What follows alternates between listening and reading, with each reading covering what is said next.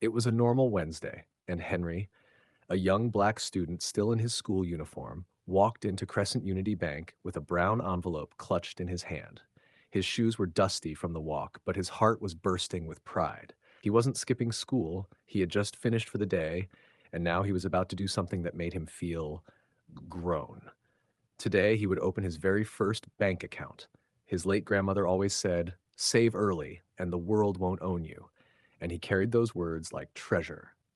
He approached counter two, where Mrs. Helen sat stiff and sour faced as though she had been waiting all week to ruin someone's day.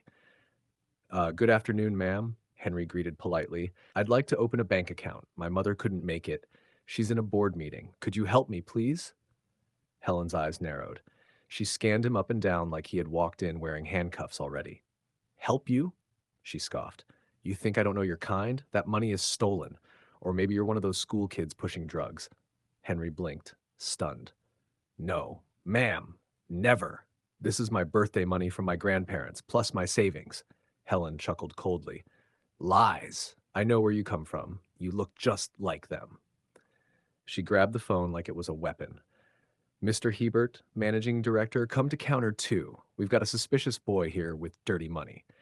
If you're enjoying this story, don't forget to like and subscribe. The managing director, Mr. Hebert, arrived, his polished shoes clicking against the marble floor. His face carried the smugness of a man convinced he could read guilt at a glance. He looked at Henry the way a cat looks at a cornered mouse. Shouldn't you be in school, kiddo? He asked, voice dipped in false concern. Henry stood straight. Yes, sir, I just came from school. I explained to the woman already. You can call my mom if you want to confirm. This money isn't stolen.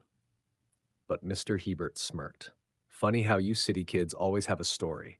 Don't worry, Mrs. Helen, we'll sort this one out. Without hesitation, he pulled out his phone and dialed the police. Henry's stomach dropped. In desperation, he quickly texted his mother under the counter. Mum, I need help. I'm at Crescent Unity Bank. The manager says I'm a thief. They've called the police. Across town, in a skyscraper boardroom filled with top executives, his mother, Barrister Angel Williams, read the message. For the first time in her career, her legendary composure cracked. Shock stiffened her spine, then fury ignited in her chest. She stood, silencing the room instantly.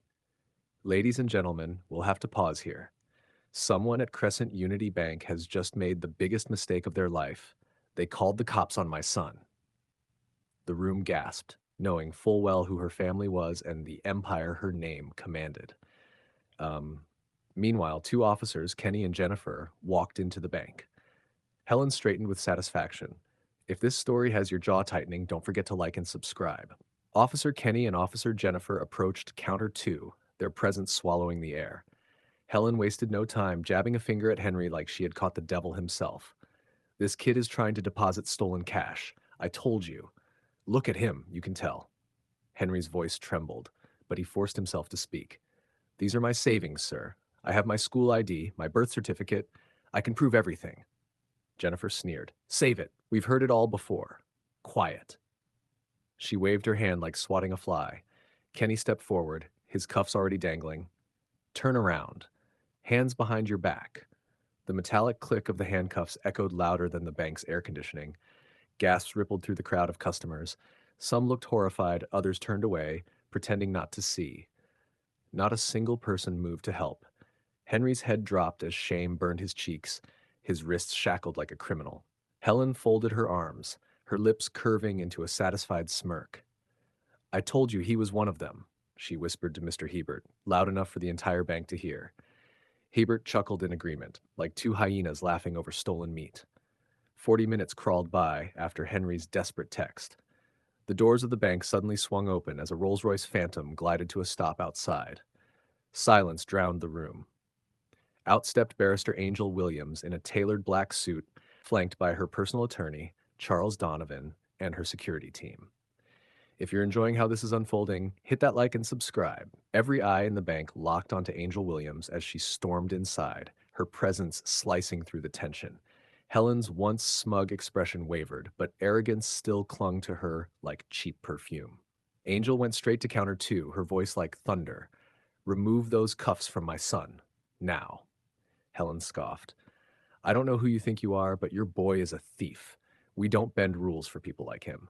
Angel's smile was razor thin as she placed her ID card on the counter. I am Barrister Angel Williams, financial legal director of this bank. The silence was deafening. Customers gasped, Mr. Hebert paled, and Helen's jaw went slack as if someone had stolen her tongue. Angel turned to the officers. And you, handcuffing a child without evidence?